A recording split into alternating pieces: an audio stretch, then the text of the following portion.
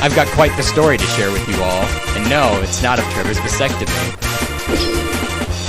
Whoa! Dude, I love gay people now! No, we're a good guy. We're trying to save the kids. Look, we're saving you! Saving! Okay, so I was born in... currently live in Mount...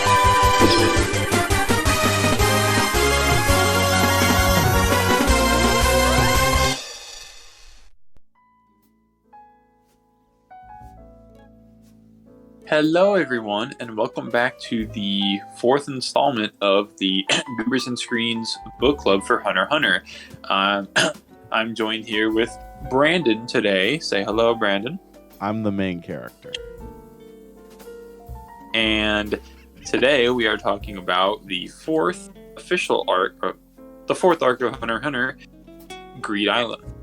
So, yeah. Brandon, we are recording this the exact same night we recorded York New. Yeah, because I was going to say, allow me to preface this. We talked about York New. I was like, okay, we're done. The Brandon's like, come on, we really got to talk about Greed Island. I have something to tell you, Kyle. I literally read all of it earlier today, too, and I was holding back during our discussion of it because if you can play the audio file, maybe, in the last episode, I picked up on some things that Brandon said that were a little suspicious. One or two things. The most sus thing I dropped was the Johnkin. That'd be like translating rock scissors to John Compo, and I was like, should I tell him that he knows something ahead of time, like that got spoiled on? But then, yeah, he said a couple other things that some stuff sounded a little sus. And yeah, it was the meme in the Discord call. I said, okay, I'm gonna go read Greed Island real quick, and I left and just immediately rejoined. And I was like, oh, haha, how was it? And I was like, well, honestly, it's probably my favorite arc so far. I really enjoyed all of the bomber fight and everything. It's like, oh, you got spoiled. I was like, no, I read it. Without further ado, overview of the arc. This, like I said, this has been my favorite arc so far.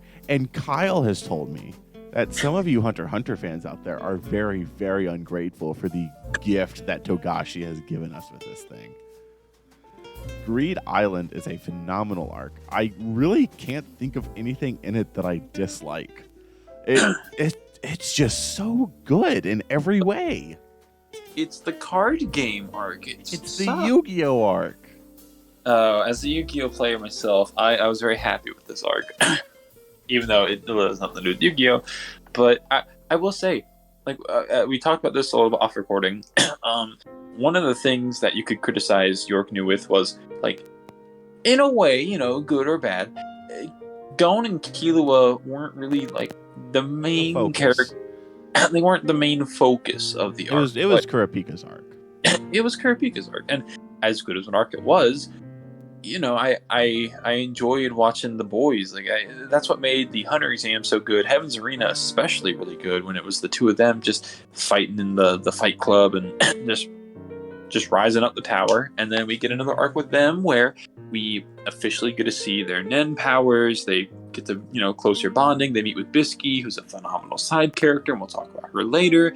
But overall, it was just very pleasant to watch. Except for all the maiming, killing, and just torture of people, it was pleasant to watch. And that part was based, so it's just all around good. Yeah, so to start it off, it carries over right from York New, where it was a bit difficult because I was like, okay, what am I supposed to know and what am I not supposed to know? Yeah, you played your cards well. So, what happens is they realize really early on, after encountering some of the Phantom Trope members too, They go to make their bid, and of course they're outbid for getting the game, and they decide, okay, well, we know that there's people who this guy's hiring to get into the game. Why don't we go with them? So they ask, they get denied, they do some training, they come back. Killua shows off his brand new power that he got from off screen, which is his lightning powers. And Brandon, what are your thoughts on Killua's lightning powers? I like them. Nen is a very it's a very good power system. I'm really enjoying it. It is super solid. And I enjoy the whole specific thing, where you have your special techniques. And so Killua's being lightning, I can also appreciate how that's foreshadowed in Heaven's Arena.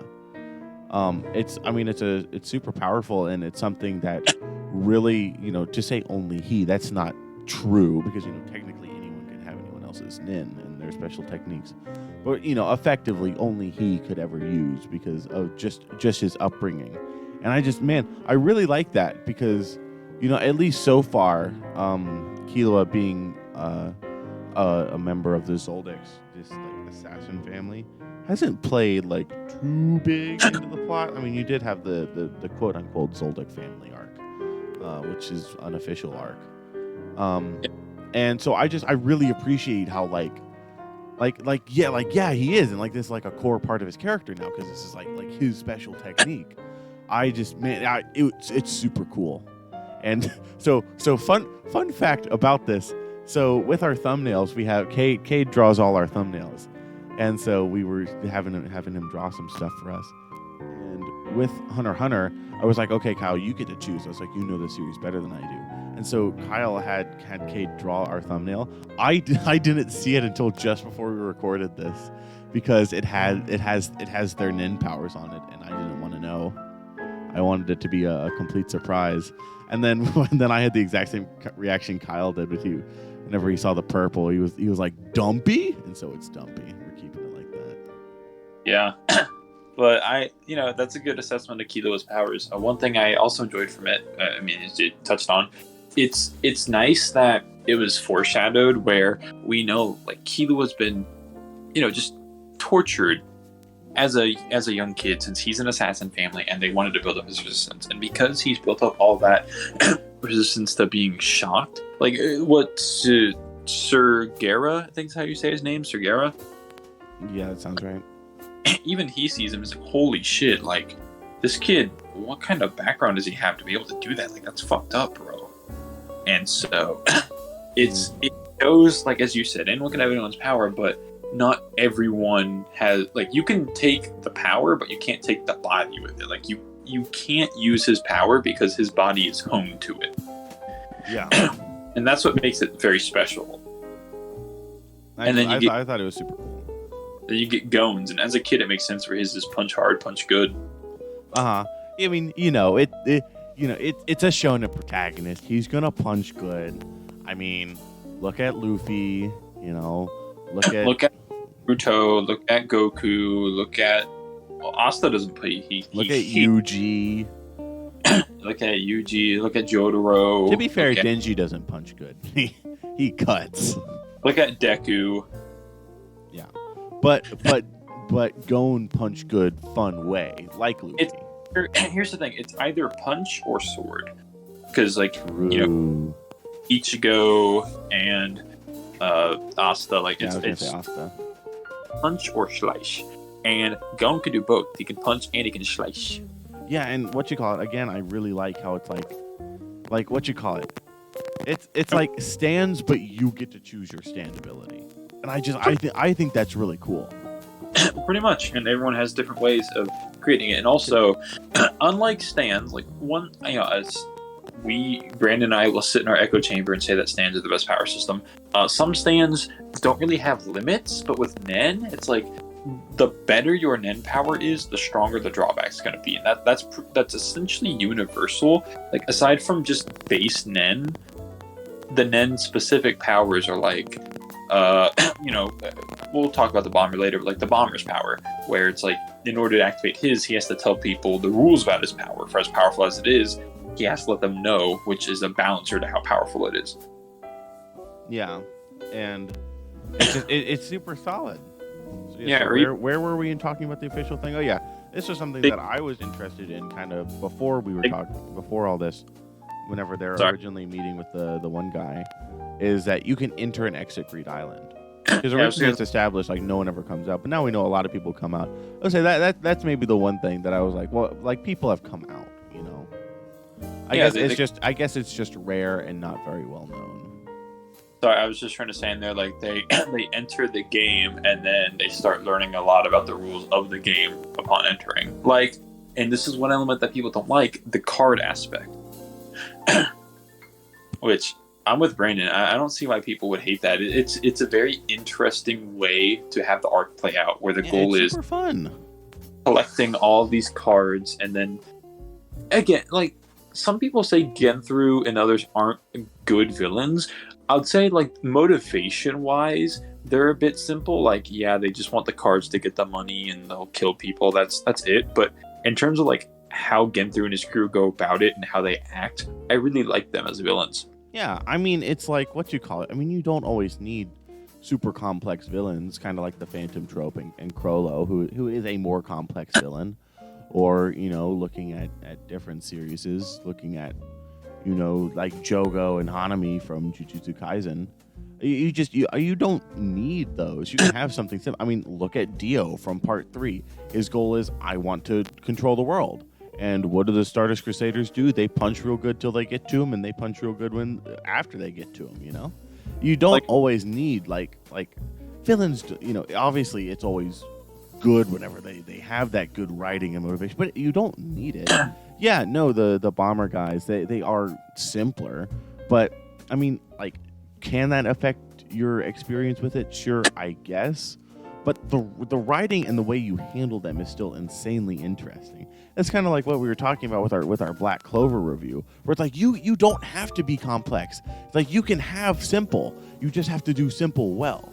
And Hunter x Hunter does this simple villain setup so well. Like, yeah, it's so good. And the thing is with it, the villains might be simple, but the world of Greed Island and other stuff that happens aren't just very cut and dry. Like, the card mechanic is very thorough and in-depth and has a lot of rules to it. And some people, like, I think one of the common criticisms is, and you could always look it up near the end and just read over some of them, is like the card mechanic is just too complex for a one-arc thing. But it's kind of like, it's set up in a way where, like, you learn more about it as it goes on. Also, it's a video game. Yeah, and at the beginning, you're supposed to be confused and overwhelmed, because that's what Gon and Killua are feeling. Because it's like, what's going on? What do these do? And as the game goes on, as the arc goes on, like, you learn more about it until like the final fight and everything, where you feel like, yeah, I really get this now. Yeah, and I really feel like that's the intended effect.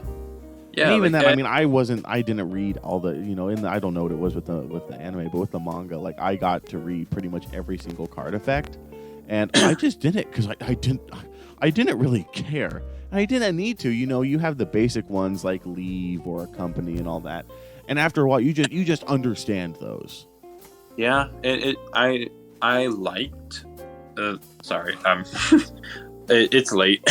So, but what I was gonna say is, I think the card mechanic works, and I know some people might find it very uninteresting. It's just a single one-arc thing, but I think for how they establish a video game and how the cards function, it's pretty cool. And the goal is, there's a lot of cards. You try to collect 0 through 99. If you can do it, you can complete the game.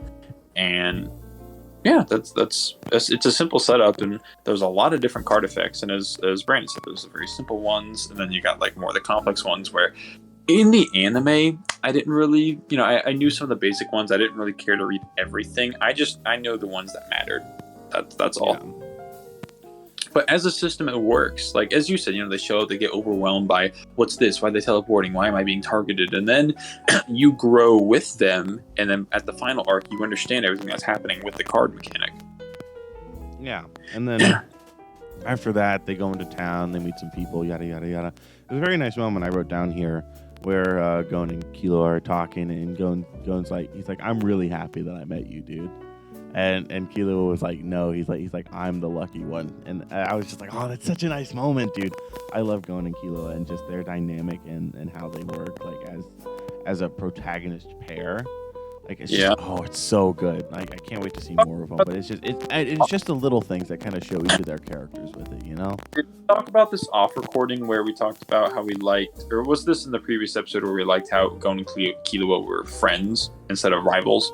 Yeah, that was a previous episode. We've been on that spiel. Yeah, I won't reiterate on that. But yeah, as you said, it's just like, putting that aside, it's just so wholesome seeing them be like really close, good friends. Like, they're one of the not few, but they're just one of those anime pairings I can look at and be like, that is a genuine friendship. It's not like it's forced or anything. It's just genuine. Yeah, and it's so much fun to watch, and in my case, read. But then after this, experience. It's fun to experience. Yeah. After this, you get a lot of them just kind of having fun and playing the game. And I really liked how whenever they left the initial group, Gon's reasoning was, he's like, well, these guys were saying all these things and like how it's an awful game. It's designed to steal, kill, and rob. He's like, but my dad didn't design it like that. Like that's what people have made it. He's like, but my dad didn't design it like that. He's like, my dad designed this to be fun, and then him and Kilo would just go and have fun. It's like, yo, dude, that's something a 12-year-old would do. Yeah, it's just more peek into the Gon's worldview. It's a ton of fun. And then here we got the reveal that Greed Island is actually in the real world, and that comes from the Phantom trope. They show up and Razor's like, nah, and then just sends them away and then dodgeballs their ship.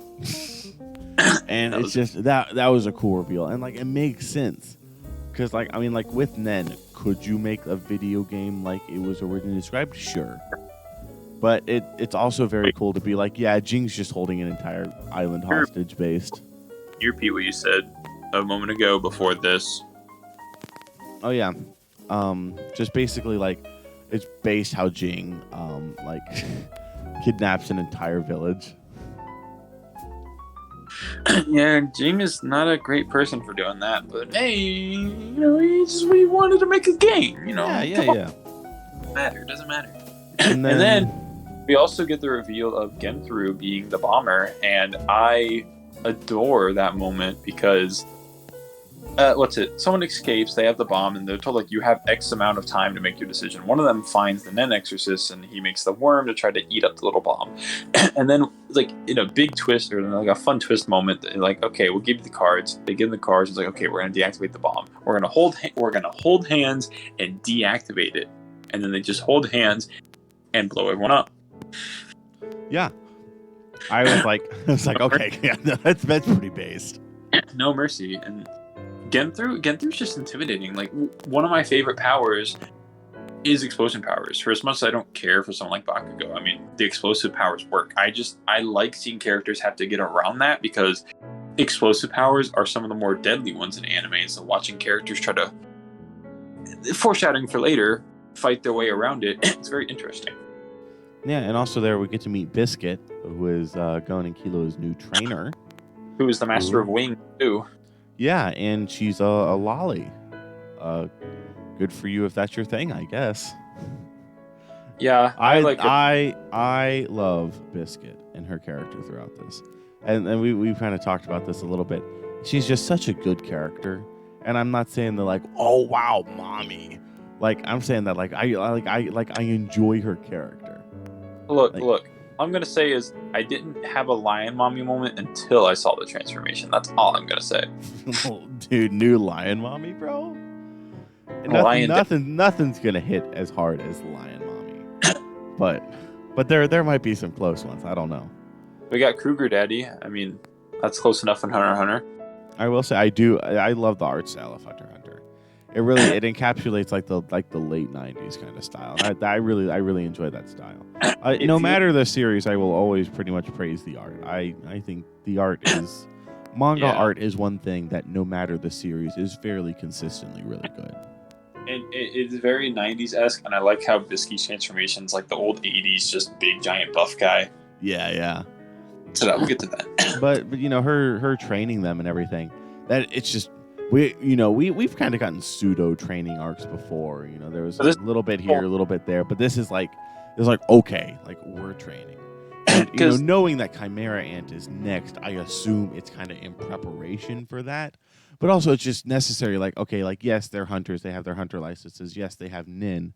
Yes, they've beaten some other nin users at the top of this tower. But like here's them like really coming into their own, interacting with other professional hunters and their equals. And I really appreciated that and how like just getting to talk to them and getting more advice on, okay, how can I use my nen more effectively? It's definitely one of the strong suits of the power system itself. Because with other power systems, you can have like, okay, talking to other people and figuring out how to get it stronger, but you still don't have like, if you have that, typically you don't have that personalized aspect of it that nin also has. And so just the more I read Hunter x Hunter, the more I'm like, yeah, no, Nin's pretty legit. Yeah, and Bisky's also a good namestay because she like without her, Gon wouldn't have come up with this power because Killua has his before they enter Greed Island, where it's like I can make electricity, and that's his power that gets expanded on. Yeah. Gon, like because Bisky explains the history of rock paper scissors or something, that's what Gon takes as inspiration in order to make his Jonkin, which is where he can again drawbacks. I explained this to Brandon. Like Gon's Jonkin punch is legitimately like one of the strongest attacks probably in the series. I don't know if I'm trying to I don't know if he beat Saitama though. Series. I'm not saying other series. Like with Gon, his is it's sacrificing all defense for raw offense. Not many people in Hunter x Hunter do that, and He's so a glass cannon. that's the best way to describe it. He's a glass cannon. He's a glass cannon's glass cannon. And if you like, you can stop him easily. But if he somehow slips through the cracks and like lands a solid hit on you, you're pretty much done. There's a moment in the bomber fight I want to talk about later with the tripping on a rock. But yeah, for now, that's how Gon gets to learn his power, and he learns the punch, which is the rock, and he learns the paper one, which is like a wave emission. He can't do scissors right now, but right now he knows the two.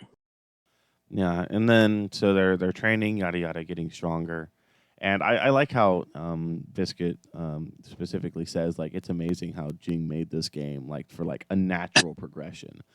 Like to say it was made exactly for Gon, I don't know if I can say that it's like yeah or not, but like it's like okay, like it's very cool. It's a good. It feels like legit as to how they're like getting like whatever. Who is this? Who is our special guest? Psst, Brandon, you left the oven on. No freaking way. Is that Trevor? And then Killua leaves to take the hunter exam again.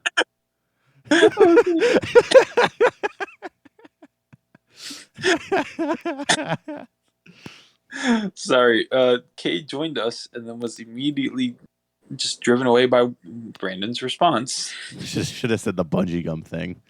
he might have kicked me out for that. Yeah, but okay, so the meeting with Hisoka happens after this, right? Yeah, so Killua, he goes and he takes the hunter exam again. Okay, And I was looking forward to that, and man, it did not disappoint.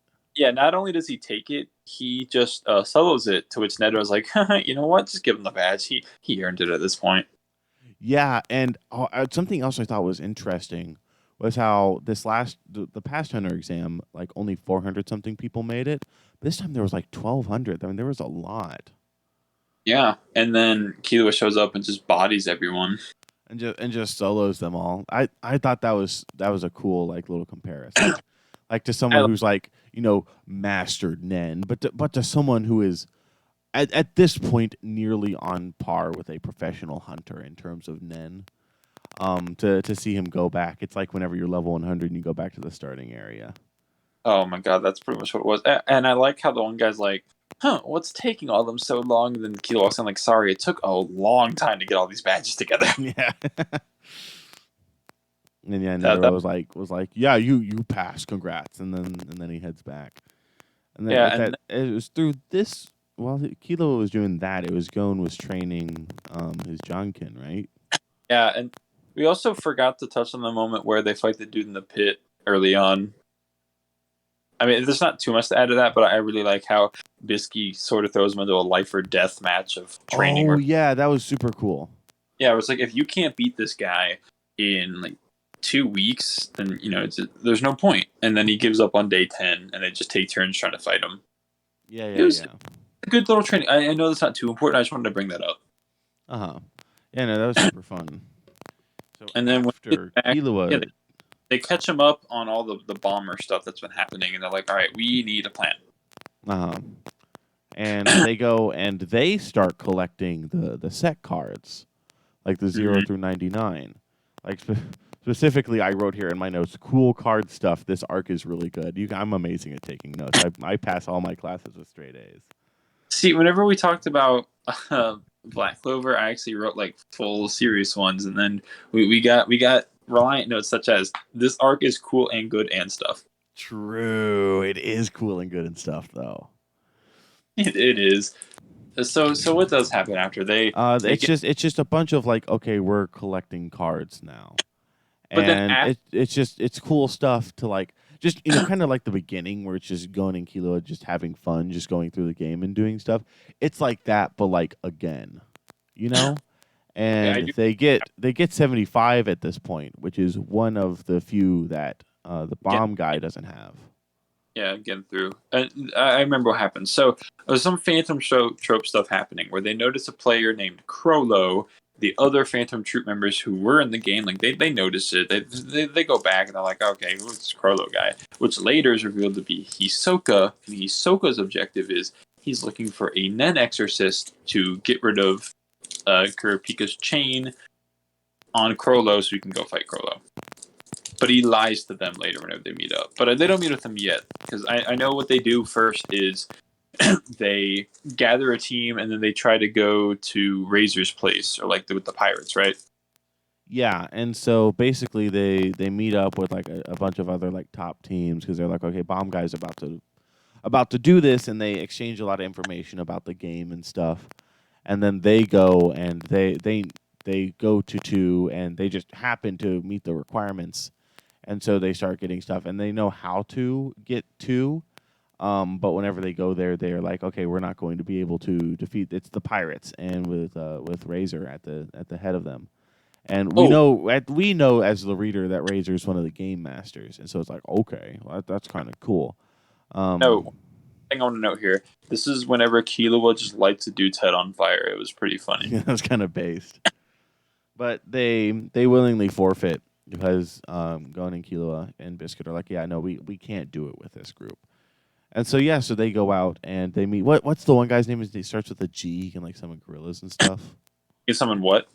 Like gorillas and stuff with his Nen. I forget his name, but you he's know one the of guy like, I'm talking about. Gorilla. I'm just gonna call him Gorilla Guy. he's one of Sergera's guys, right? Yeah. And so Sergera, and then they get Hisoka because they find him. You had a what was your note for that, Brandon? Hisoka without clown gear, and then later, whenever he is directly staring at Gon and Killua's asses, I wrote, "Oh, he is definitely gay." Yeah. So they get the group together and they go play like. For the people who don't like this arc, my only response to you is dodgeball. Dodgeball. That's it. They play dodgeball, and there's not too much to dive into with like what happens in it except for the end. But it is a solid, fun arc that happens. It's not a direct fight. It's so much fun, dude. It's like it's so comparison to the Beetle fight from Part 8. Yeah, where it's Beetle just like tendency. It's one of those where it's a fight, but it's not a direct fight. It's more or less a game that you're trying to outgame them with, and it's dodgeball. It's a lot of steps, and it turns into like them trying to fight Razor, because Razor's whole thing is he's just fucking strong and lobs these balls like cannons. He will shatter it. He's reinforcement type, right? Yeah, I believe so. Like enhancer. What's it? Enhancer. I don't know. In my translations say reinforcer, which for the record, my translations are fixed halfway through here, but they still use like reinforcer and materialization and emission and all that. That's just what I'm used to at this point. I don't know. I'll probably get used to the other stuff once I catch up to Hunter x Hunter and start like watching YouTube videos on it and stuff. Yeah, it's like how like with One Piece, Emperor and Yonko are relatively interchangeable, and I call the Gorosei the Gorosei. Yeah, instead of the elders. But with Hunter x Hunter, like the dodgeball stuff was great, and the ending of it, if you could remember, like just if you could like Photoshop a photo of their pose in, because it's the last 3 players, Gon, Killua, Hisoka, and they all like do this weird pose to get ready to try to block one of his throws. Oh yeah. And the final sequence where Gon, like, he wears himself out and he just passes out. And, like, he did it. And Hisoka's like, that's not how he wants to win. And then he explains what bungee gum does. Did you know that bungee gum what does bungee gum do? It has both the properties of rubber and gum. No And he shoots. freaking way. he uses the rubber aspect to bounce it back, and the gum makes it stick to the guy, so he gets knocked out of bounds before he can knock the ball out of his hand. It's crazy. Bungee gum is insane, and he uses it, and it's so based. It is so based. That's so true. It's just, I mean, man, just what a cool fight. It is like it's not a fight, quote unquote, but it is a fight where they're just outgame Razor in his domain. Razor's a fun too. And then they get card 2, and so then they have everything that the other people need to win the game. Yeah, so then Genthru's group, this is when the arc moves into its final sequence, where Genthru's group, Gon provokes them, and Genthru's group's like, all right, in X amount of time, we're going to come back for you. And Kilo was still injured, and like, Gon, that was a very stupid thing to do. Yeah, I really appreciated that, how the guy told him off for that. I wrote that in my notes specifically because I wanted to mention it. And now, we can, at some point, move into Gon's character, because there's a lot I want to say about Gon in the upcoming parts. But what happens is, they start during this time, like while they're waiting to be attacked by Genthru's group, they're formulating a plan and how to beat Genthru. And they have this solid plan, and they all agree on it.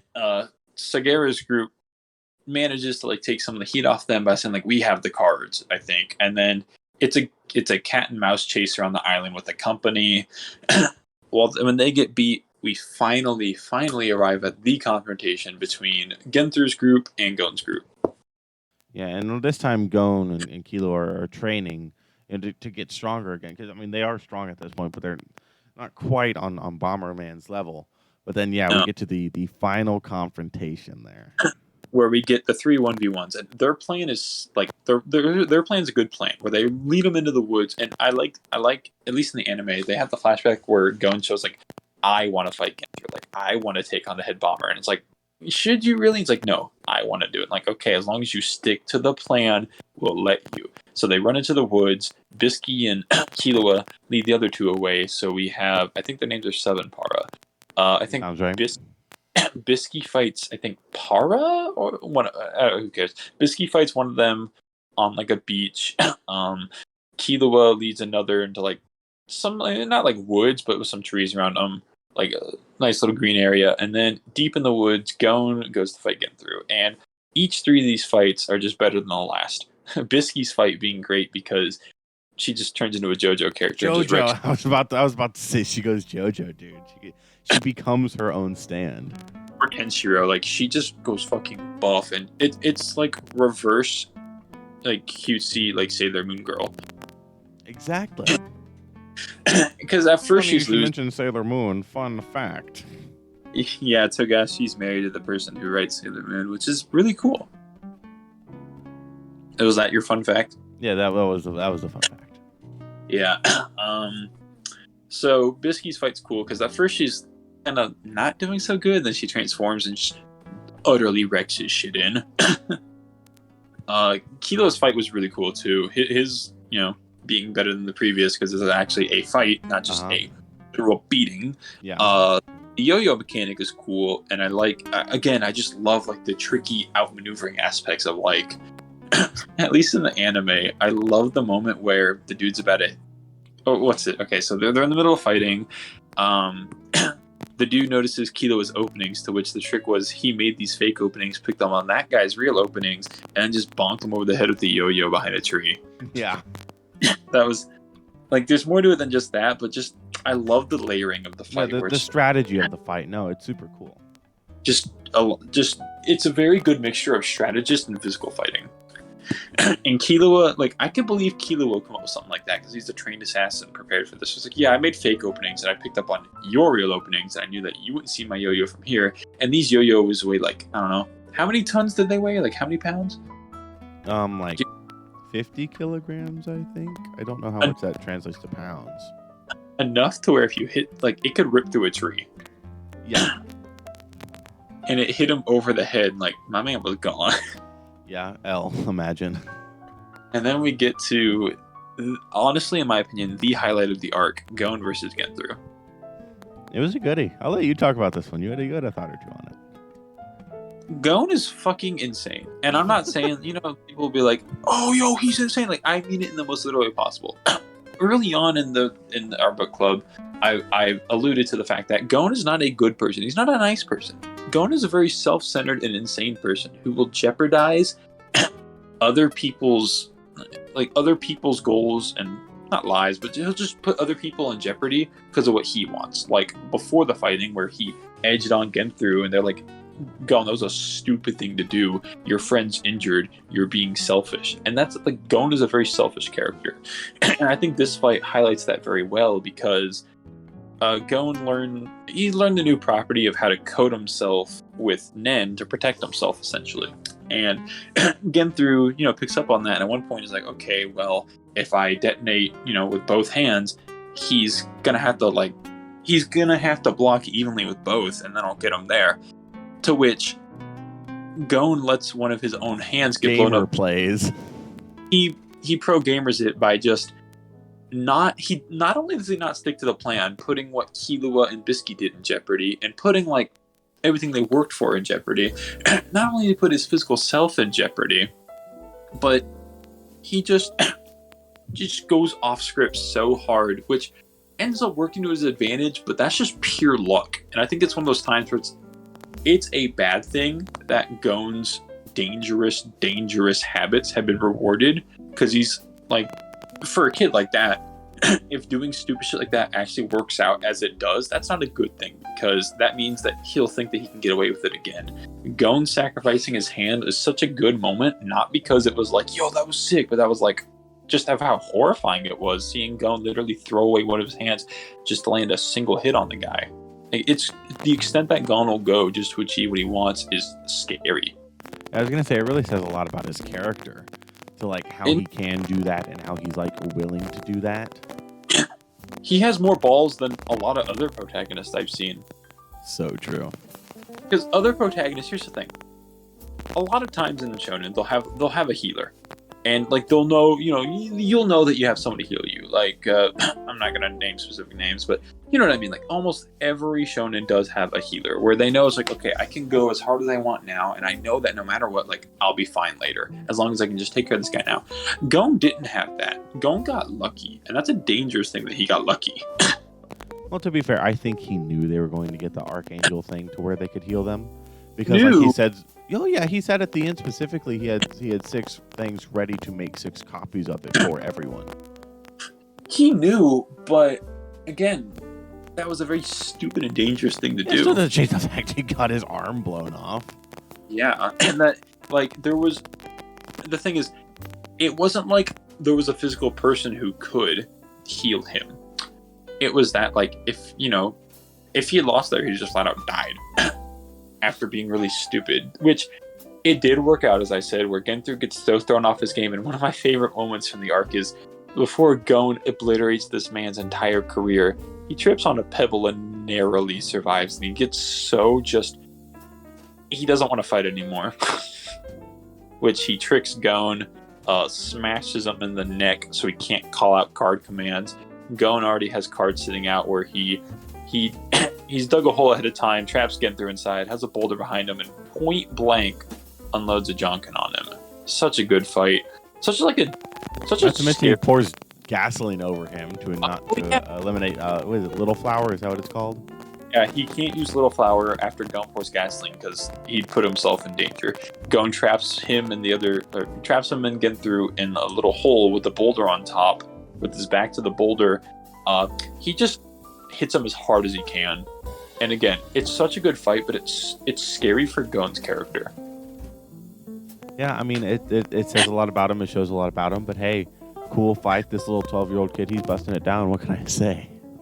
Yeah, is there anything you have to say about these fights? I know I was talking for a lot there. No, yeah, I mean, you said basically all my thoughts on it. I mean, you're better qualified to talk about the fights anyway. You've seen the anime. I mean, I enjoyed it. I still think my favorite fight so far in the series has been Hisoka versus Gon in Heaven's Arena. Oh, obviously. That's a good fight. And but this is definitely second place No, I mean I loved it. I mean, the moment you were talking about where he gets his arm blown off, I was like, yo, okay.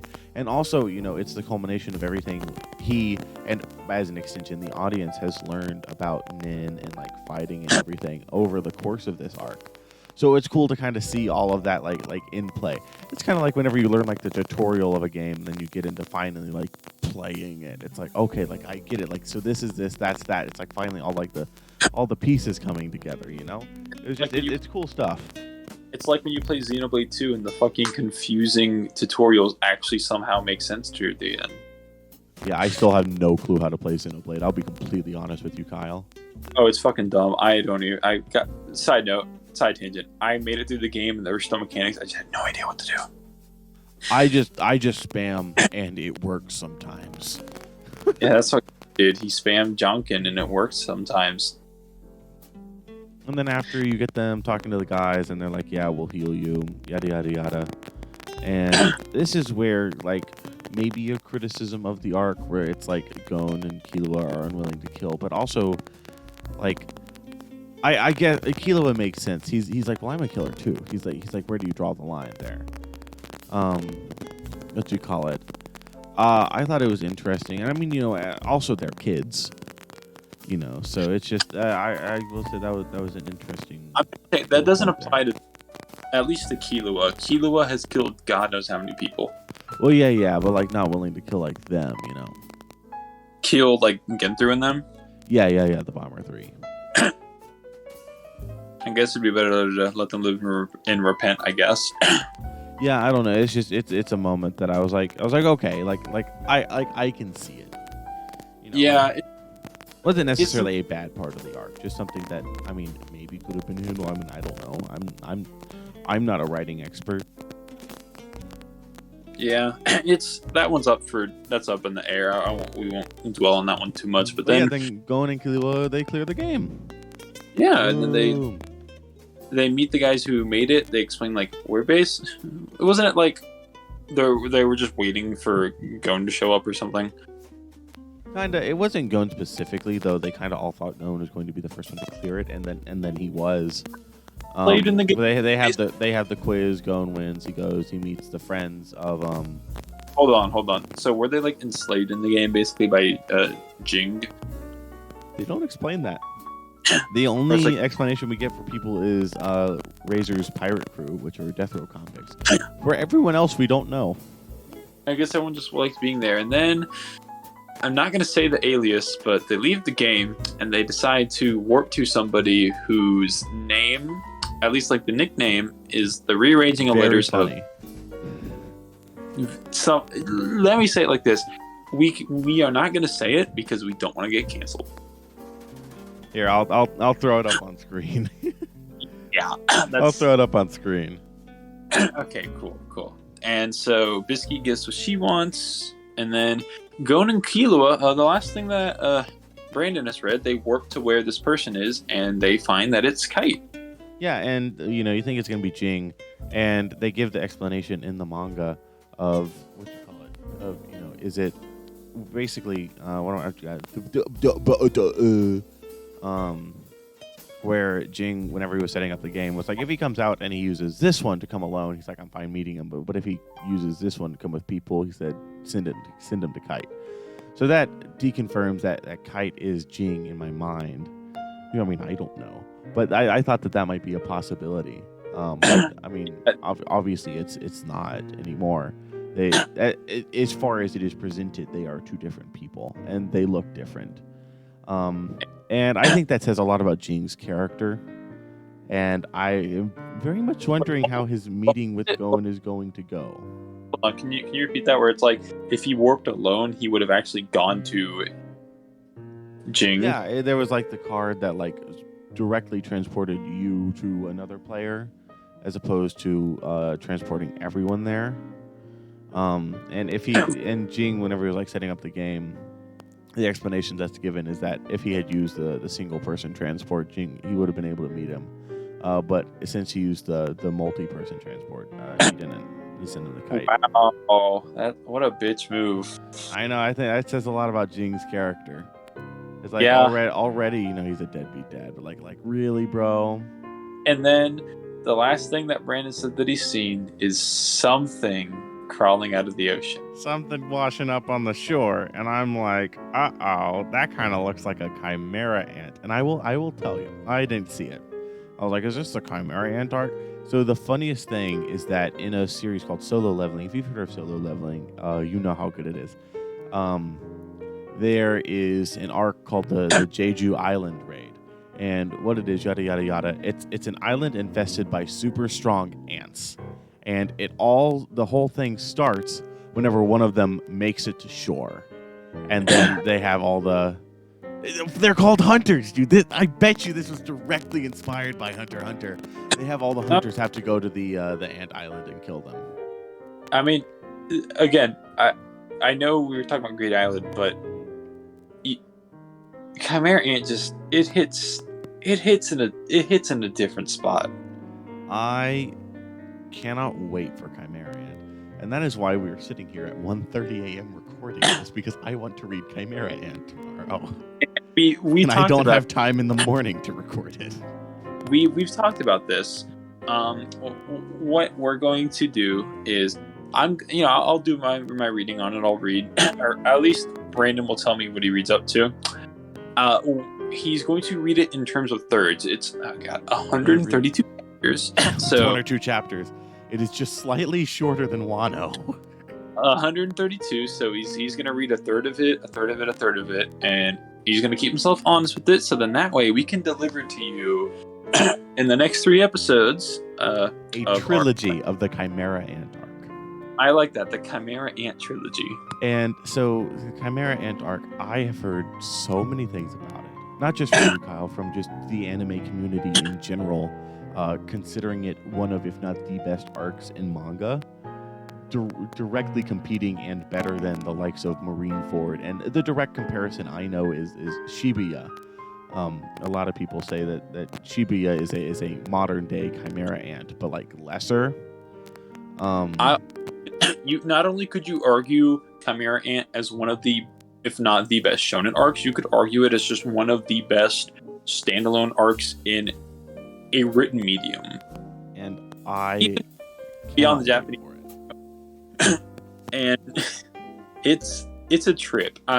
After talking about it, like I just have this gravitation to just rewatch. I'm obviously going to be rewatching clips of Greed Island as soon as this phone call ends, or as soon as I'm gonna go look up the Gon and Bomber Guy fight again through. But the Chimera Ant is something special, and everyone, thank you for listening to us talk about Greed Island. Before we go, like capping off your thoughts on Greed Island, Brandon. Good arc. Good arc. For the people who don't like it, why? It's so good. If you don't like it, you're dumb and you're stupid and you're wrong. With that being said, if you're at this point in the video, obviously you like something about the content we are producing here at Goobers and Screens Book Club.